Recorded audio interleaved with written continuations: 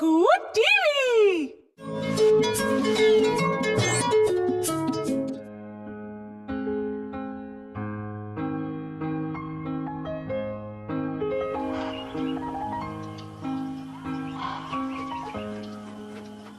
Cow cow শু শু, চলে যাও কাক, চলে যাও।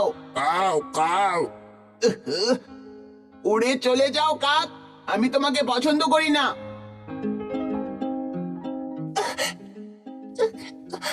শু শু, আমি ওকে উড়িয়ে দিয়েছি। তোমরা কাকটাকে কেন তাড়িয়ে দিচ্ছ? মা, কাকগুলো দেখতে কি কুৎসিত, ওদের গলার আওয়াজও কি বাজে। কিন্তু তুমি খুব নির্দয়ভাবে কথা বলছো কিন্তু নীল। তুমি কখনো তাকে কেমন দেখতে সেটা নিয়ে বাজে কথা বলতে পারো না। কিন্তু এটা তো সত্যি মা। না, সেটা নয়। কাক খুব মার্জিত প্রাণী। আমরা যদি কাছ থেকে দেখি তাহলে দেখতে পাবো যে ওদের যে ডানা আছে আর ঠোঁট আছে ওটা খুবই উজ্জ্বল। ওদের চোখ দুটোও দেখতে খুবই সুন্দর। মা, আমি কালকে রাস্তায় দেখলাম কিছু কাক আবর্জনা খাচ্ছিল। কত নোংরা ছিল। কিন্তু বাচ্চারা, কাক এমনই হয় কিন্তু।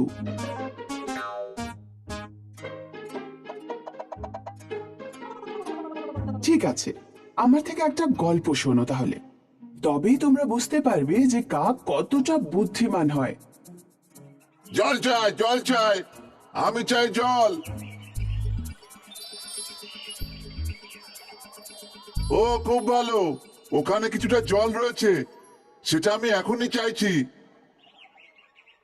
অবশেষে আমি কিছুটা জল খেতে পারবো।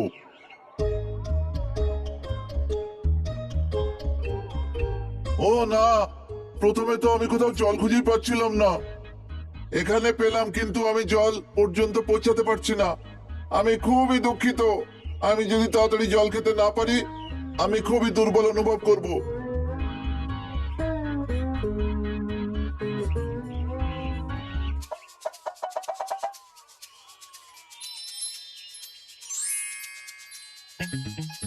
আমি জানি, আমি জানি কি করতে হবে।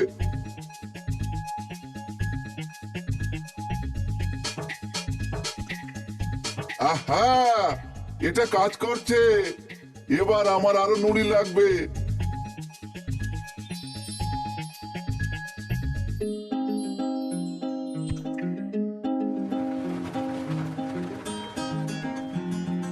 উঠছে, জল উঠছে, জল উঠছে।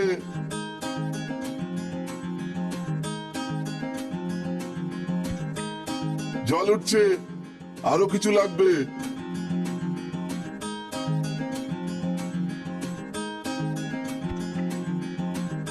অবশেষে হয়েছে। এবার দেখতে হবে আমি জল পর্যন্ত পৌঁছাতে পারবো কিনা। আমি খুব খুশি, সঠিক সময় একদম সঠিক বুদ্ধি মাথায় এসেছে।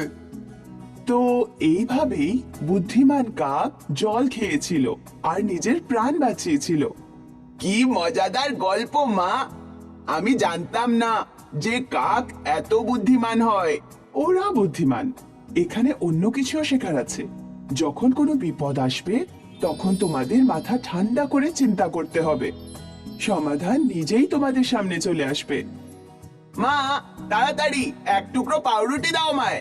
কাউ কাউ এই নাও, ধরো। এই যে কাক, পাউরুটিটা খাও প্লিজ। দেখো, তোমরা নতুন বন্ধু বানালে। এবং সে খুব বুদ্ধিমানও।